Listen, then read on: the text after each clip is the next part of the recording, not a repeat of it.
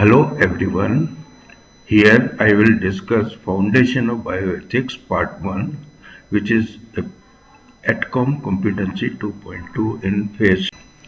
Let us understand what is ethics and bioethics. Ethics is the use of moral behavior. Moral behavior is based on values. So what are the values? What we believe is good and worthy, and it forms the foundation of the morality. For example, equitable justice is a value. Principle is a fundamental characteristic standard that guides conduct and behavior. Morality is a right or wrong conduct by conscience. If we feel it is right or wrong, according to that our behavior will change because it is a morality. When one values principles and morality, his conduct will be ethical. Therefore, we can understand that values, principles, and morality modulate ethical behavior. It promotes professionalism, and professionals take pride in their work.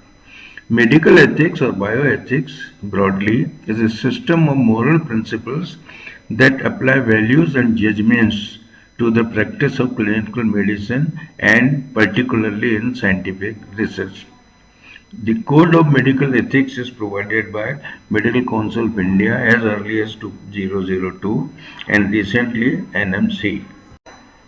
There are four principles of ethics which we can call as pillars, and they are autonomy, beneficence, non-maleficence, and justice. And they all play a key role in patient care, that is medical practice. The patient has rights. He has a right to obtain relevant, current, and understandable information about health and disease. Patient has right to participate in decisions affecting his health and disease. Patient has right to expect all communication records whenever required. Patient has right to privacy, that means confidentiality, and right to consent or dissent to participate in treatment intervention or drug trial. Also has a right to know hospital policies, right to have respectable care, and finally right to reasonable continuity of care, that means follow-up also. Beneficence is one of the important pillars of ethics, and that means benevolence, charity, or doing good. We say neki, अच्छा काम करना. And removing harm. Removing harm is also beneficence. Examples are if one transports a sick and injured patient to a nearby hospital, he is doing a neki ka kaam. The principle of beneficence is the basis of use of medicines and therapeutics. Beneficence means medicines should be effective and safe. Our Hippocratic oath, we take one of the caveat is I will prescribe regimen for the good of my patient according to my ability and judgment and never do harm to any. There are many others, but this is so important as benevolence or beneficence. It's also nobility of profession as prescribed in Charak Samhita or Charak Shapath. The day and night, however, thou mayest be engaged, thou shalt endeavour for the relief of patients with all thy heart and soul. Thou shalt not desert or injure thy patient for the sake of thy life or thy living. They are very important. We can discuss each and every word of this. Beneficence and its role in pharmacotherapy, relief of pain and suffering, drug and non-drug therapy. That is, if we choose drug therapy, then it should be safe and should be rational. Rational means there is a right drug for the right patient. Prescribing cost-effective and safer medicines is also beneficial. Avoiding use of irrational drug combinations is also beneficial because it is not doing much harm. We should practice evidence-based medicine.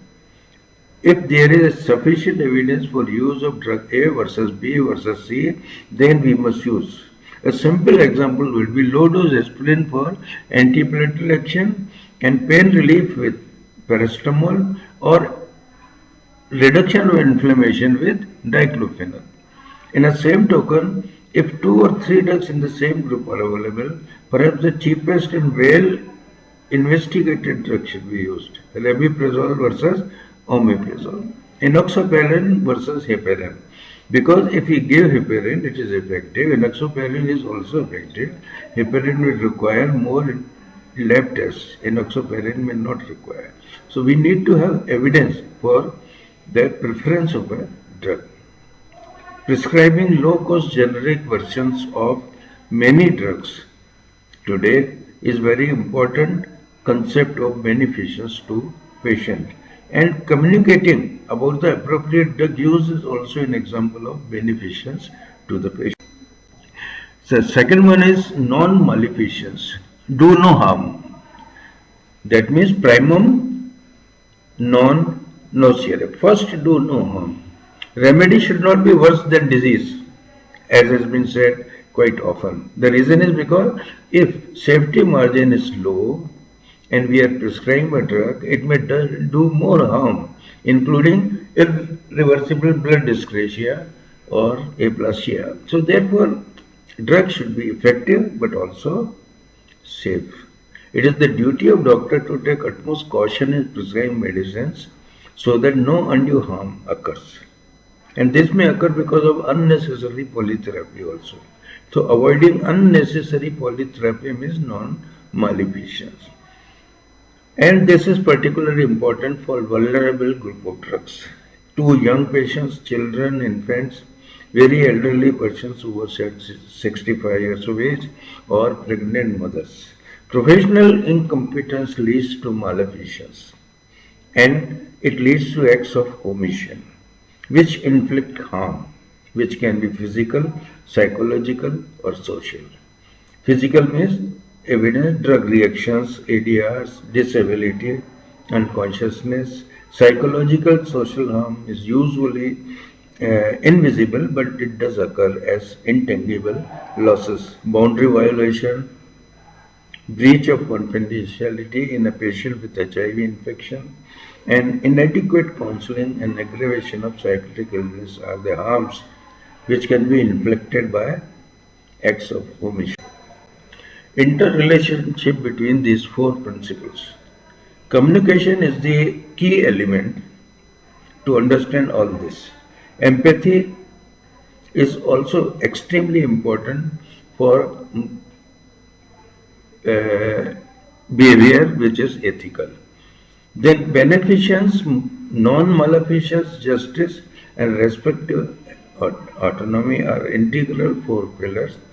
So allaying anxiety and responding to the concerns of patient is empathy. Discussing treatment options and finding out the best option for him is beneficence. Negotiating a mutually agreed regime, maybe a surgery or drug, and among the drugs, which drug for him is example of non-maleficence, and providing justice. And finally, allowing patient to decide what he or she has to do, and we should honor that decision as respect to autonomy. Relationship would be more clear, and empathetic communication promotes ethics. An effective communication includes empathy and also promotes ethics. Therefore, ethics, empathy are important interrelated elements based on communication. Now think over these behaviors. What do you think it is ethical or unethical behavior? Prescribe a costly medicine to a middle class patient, whereas equally effective low cost generic version is available. This one, prescribing protein powders and multivitamins to a patient with fever. Prescribing a high-end antibiotic 4th generation cephalosporin to a patient with suspected fever due to viral disease. Not taking detailed history and examination, ordering costly investigations to patients with headache. And finally, giving more time to communicate with a patient who pays than giving time to a patient who does not pay. So these behaviors are commonly practice points, and we see and observe and learn from our elders, seniors also. Please think over, are these behaviors ethical and should we follow them? The short notes on bioethics would be in this format. Enumerate 4 principles of bioethics, describe and discuss role of principles of beneficence as a guiding principle in patient care, or describe and discuss role of non-maleficence as a guiding force for the patient care. I hope some basic understanding is there after this discourse.